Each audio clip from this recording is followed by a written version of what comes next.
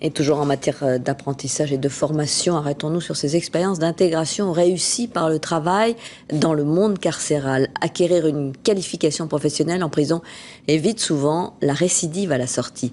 L'exemple du centre de détention de Nantes qui propose des formations qualifiantes. Gwenelle Bellec et Éric Béras s'y sont rendus.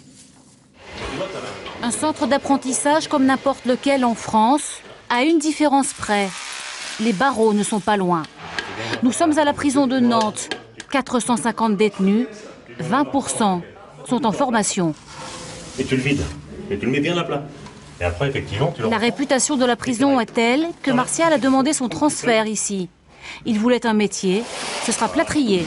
Ça apporte beaucoup aux détenus qui veulent vraiment s'en sortir, quoi. Surtout si vous avez eu un mauvais départ et que vous comptez changer de vie, quoi. Avant d'être condamné à une lourde peine, Claude, lui, était éboueur. J'ai appris à travailler différemment, à être plus méticuleux, on va dire, à savoir faire une tâche tout seul. On a des niveaux très, très dispares. Il y a des gens qui ont des mains qui sont capables de travailler, qui l'ignorent eux-mêmes, hein, d'ailleurs. Hein. C'est l'intérêt de ce métier, d'ailleurs, c'est qu'on découvre bien des choses. Les formations existent en menuiserie, mais aussi en mécanique auto, climatisation. Certains des détenus sortiront avec le CAP qu'ils n'ont pas eu à l'extérieur. Comme Bruno, que l'on retrouve sur ce chantier HLM. Sa patronne l'a embauché pour une raison. J'ai posé une seule question à Bruno qui était déterminante en lui demandant s'il avait mérité sa peine ou pas. Il m'a dit oui, j'ai fait une erreur, j'ai payé ma dette. Ça veut dire qu'on a quelqu'un de responsable et qui veut maintenant aller de l'avant. Pourquoi recruter des anciens détenus ?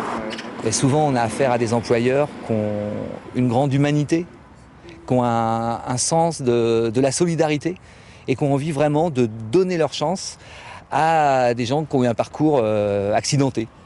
Certains diplômés ont aussi créé leur entreprise. Combien retrouvent un emploi après la case prison ? Difficile à dire. Beaucoup ne donneront plus de nouvelles, préférant tourner la page sur le milieu carcéral.